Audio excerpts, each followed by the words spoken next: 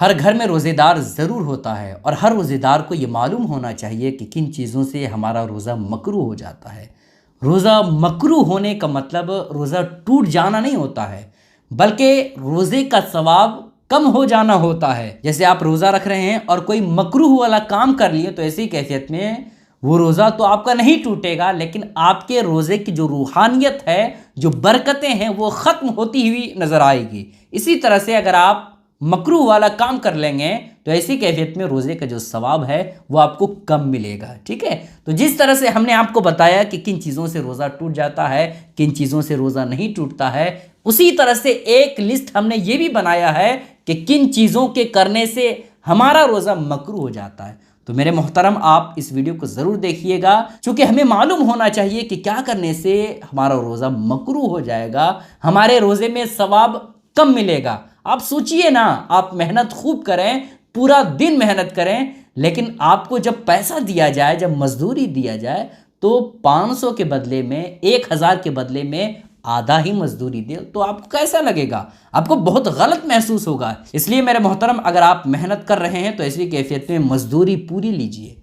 आप आधी मजदूरी मत लीजिए। पूरी मजदूरी कब लेंगे? जब आप ये जान जाएंगे कि किन चीज़ों के करने से हमारा रोज़ा मकरूह हो जाता है और आप उनसे बचिएगा। तब पहली चीज़ जिससे रोज़ा हमारा मकरूह हो जाता है वो है झूठ बोलने से। किताबों में आता है लानतुल्लाहि अलल काज़िबीन, झूठों पर अल्लाह की लानत हो। सोचिए, जब झूठों पर अल्लाह की लानत होगी तो सोचिए उस घर में रहमतें, बरकतें, उस घर में रिस्क में बरकतें कहाँ से आएंगी? इस वजह से मेरे मोहतरम, झूठ एक ऐसी बला है जो अगर कोई इंसान बोलता है रोज़ा रख करके तो उसका रोज़ा मकरूह हो जाता है। ठीक है, तो इस वजह से आपको बिल्कुल भी झूठ नहीं बोलना है। अगर आपको नहीं बोलना है तो मत बोलिए, लेकिन बिला वजह लोगों को हंसाने के लिए या लोगों को राज़ी करने के लिए, खुश करने के लिए झूठ मत बोलिए। ठीक है, और दूसरी चीज़ जिसके करने से रोज़ा मकरूह हो जाता है वो है गीबत करना।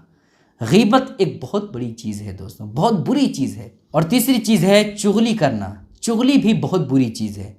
चुगली किसी के बारे में, ये भाई ये इंसान ये अपने बाप को मारता है, ये अपनी माँ को मारता है, ये अपने रिश्तेदारों को तकलीफ़ देता है, जबकि उसके अंदर ये बुराइयां नहीं है, लेकिन गीबत कर रहा है, चुगली कर रहा है। इसके बारे में अहादीस मुबारका में बहुत बड़ी वईदें आई है, अल्लाह की लानतें ऐसे लोगों पर बरसती है।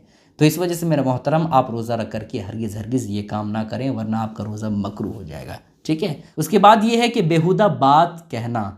लोग हंसी मजाक में बेहुदा बातें करना स्टार्ट कर देते हैं। जैसे 4-5 दोस्त बैठे हों, रोज़ा रखे हों, और ऐसी कैफियत में क्या करते हैं कि भाई कोई टाइम पास किया जाए, बैठे हैं सब लोग, चलो कुछ तुम बोलो, कुछ हम बोलते हैं, कुछ आप बोलो, है ना। और इस तरह से बेहुदा बातें करना ये लोग चालू कर देते हैं ताकि टाइम जो है वो पास हो जाए।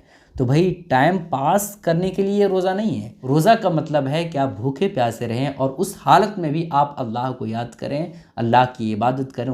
रोज़े का मतलब ये होता है। अगर आपका टाइम पास नहीं हो रहा है तो आप जाकर के सो जाइए, लेकिन आप बेहुदा बातें मत करिए, इससे आपका रोज़ा मकरूह हो जाएगा। ठीक है, किसी को तकलीफ़ देने से भी आपका रोज़ा मकरूह हो जाएगा। रोज़ा सिर्फ खाने पीने जमा से रुकने का नाम नहीं है, बल्कि आँख का भी रोज़ा है, मुंह का भी रोज़ा है, हाथ का भी रोज़ा है, पाँव का भी रोज़ा है। अगर आपने आँख के ज़रिए से किसी बुरी चीज़ को, किसी गंदी चीज़ को गंदी नज़र से देखा तो ये रोज़ा आपका मकरूह हो जाएगा। किसी को आपने तकलीफ़ दिया तो रोज़ा आपका मकरूह हो जाएगा। तो इस वजह से किसी को आप तकलीफ़ ना दें। तो ये कुछ चीज़ें थी दोस्तों जिसके करने से इंसान का रोज़ा मकरूह हो जाता है। तो आप हरगिज़ ऐसी गलती ना करें जिससे आपका रोज़ा मकरूह हो जाए। इस क्लिप को सवाब की नीयत से दूसरों तक ज़रूर शेयर कीजिए ताकि हर मुसलमान को ये मसला मालूम हो जाए। अस्सलामु अलैकुम रहमतुल्लाहि व बरकातहू।